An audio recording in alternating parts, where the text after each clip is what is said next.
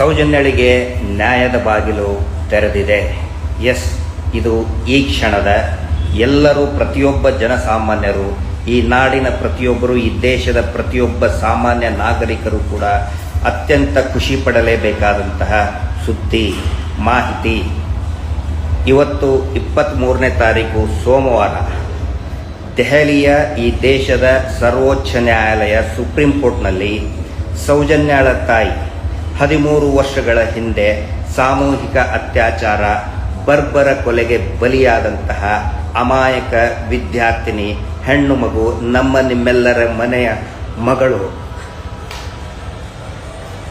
ಸೌಜನ್ಯಾಳ ಏನೋ ಬರ್ಬರ ಹತ್ಯೆ ಆಗಿತ್ತು. ಆ ಅಮಾಯಕ ಬಾಲಕಿಯ ತಾಯಿ ಕುಸುಮಾವತಿ ಹಾಕಿದಂತಹ ಮರುತನಿಖೆ ಮಾಡಬೇಕಂತ ಹಾಕಿದಂತಹ ಅರ್ಜಿಯ ವಿಚಾರಣೆ ಇವತ್ತು ಸುಪ್ರೀಂ ಕೋರ್ಟ್ನಲ್ಲಿ ನಡೆಯಿತು ಸುಮಾರು 11 ಗಂಟೆಗೆ.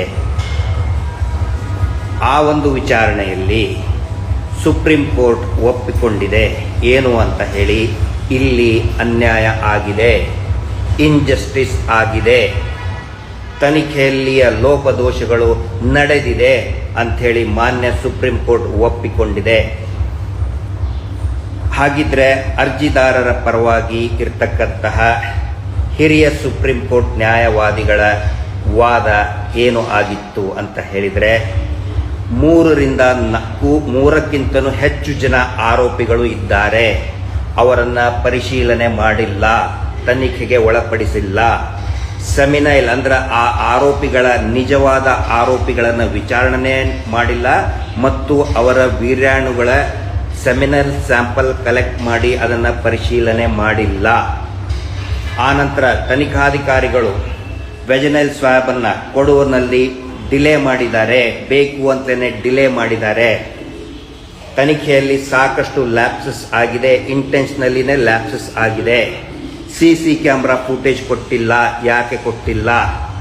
ಅದರ ಜೊತೆಗೆ ಒಬ್ಬ ವ್ಯಕ್ತಿ 200ಕ್ಕಿಂತಲೂ 100 ಶವಗಳನ್ನು ಹೂತು ಹಾಕಿದ್ದೇವೆ, ಮೋರ್ ದೆನ್ 250 ಡೆಡ್ ಬಾಡೀಸ್ ಹೂತು ಹಾಕಿದ್ದೇನೆ ಅನ್ನುವಂಥ ಪ್ರಕರಣವನ್ನು ರಾಜ್ಯ ಸರ್ಕಾರ SITಗೆ ಕೊಟ್ಟಿದೆ. SIT ತನಿಖೆ ಮಾಡ್ತಾ ಇದೆ. ಆ ಭಾಗದಲ್ಲಿಯ ಅನೇಕ ಅತ್ಯಾಚಾರ ಕೊಲೆಗಳ ಬಗ್ಗೆ ತನಿಖೆ ಮಾಡ್ತಾ ಇದೆ ಅಂತ ವಾದವನ್ನು ಮಂಡಿಸಿದರು. ಆ ವಾದಕ್ಕೆ ಮನ್ನಣೆಯನ್ನು ಕೊಟ್ಟು ನೋಟಿಸನ್ನು ಜಾರಿ ಮಾಡಬೇಕು ಅಂತ ಹೇಳಿ ಆದೇಶ ಮಾಡಿದೆ ಸುಪ್ರೀಂ ಕೋರ್ಟ್. ಈಗ ಗೊತ್ತಾಯ್ತಲ್ಲ ಯಾಕೆ ಮಹೇಶ್ ಶೆಟ್ಟಿ ತಿಮರೋಡಿ ಅವರನ್ನ ಪದೇ ಪದೇ ಗಡೀಪಾರು ಮಾಡಬೇಕು, ಪದೇ ಪದೇ ಕೇಸ್ ಹಾಕೋದು, ನಮ್ಮೆಲ್ಲ ಸೌಜನ್ಯ ಹೋರಾಟಗಾರರನ್ನ ಟಾರ್ಗೆಟ್ ಮಾಡ್ತಾ ಇದ್ದಾರೆ, ಸುಳ್ಳು ಕೇಸ್ಗಳನ್ನು ಹಾಕ್ತಾ ಇದ್ದಾರೆ ಅಂತ ಈಗ ತಾನೇ ಗೊತ್ತಾಯ್ತಲ್ಲ. ಯಾಕೆ ಮಾಡ್ತಾ ಇದ್ದಾರೆ ಅಂತ ಹೇಳಿದರೆ, ನಿಜವಾದ ಅತ್ಯಾಚಾರಿಗಳಿಗೆ ಗೊತ್ತಿದೆ ಅದು ಅವರೇ ಮಾಡಿದ್ದು, ಅವರ ಕುಟುಂಬದವರೇ ಮಾಡಿದ್ದು.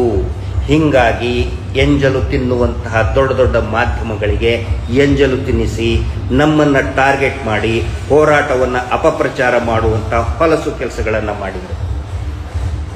ಅವರೆಲ್ಲರೂ ಕೂಡ ಸತ್ಯವನ್ನು ಎದುರಿಸಲೇಬೇಕು.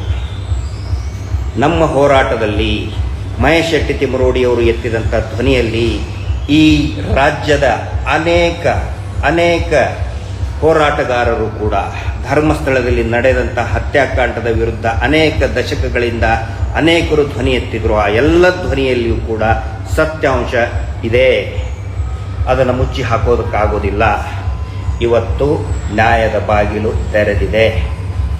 ಈ ಒಂದು ನಿರ್ಣಯದಲ್ಲಿ ಪರಿಶ್ರಮ ವಹಿಸಿದಂತಹ ಎಲ್ಲ ನ್ಯಾಯವಾದಿಗಳಿಗೂ ಕೂಡ ನಾನು ಅನಂತ ಧನ್ಯವಾದಗಳನ್ನು ಹೇಳ್ತೇನೆ. ಇದು ನ್ಯಾಯದ ಬಾಗಿಲು ತೆರೆದಿದೆ. ಇನ್ನು ಮುಂದೆ ಹೇಳ್ತಿದ್ರಲ್ಲ, ಏನೋ ಸಾಕ್ಷಿ ಇದ್ರೆ ಕೊಡಿ, ಏನು ಇವನಿಗೆ ತೋರಿಸ್ಬೇಕಾ, ಅತ್ಯಾಚಾರಿಗಳಿಗೆ ಸಾಕ್ಷಿ ತೋರಿಸ್ಬೇಕಾ, ಮೊಬೈಲ್ನಲ್ಲಿ ಸಾಕ್ಷಿ ಇದ್ದರೆ ಕೊಟ್ಟುಬಿಡಿ, ತೋರಿಸಿ, ನಮಗೆ ಕೊಡಬೇಕಾ ಮೊಬೈಲ್ನಲ್ಲಿದ್ದು? ಇನ್ನೂ ಇದೆ, ತಿಳ್ಕೊಳ್ಳಿ, ನ್ಯಾಯ ಸಿಕ್ಕೇ ಸಿಗುತ್ತೆ.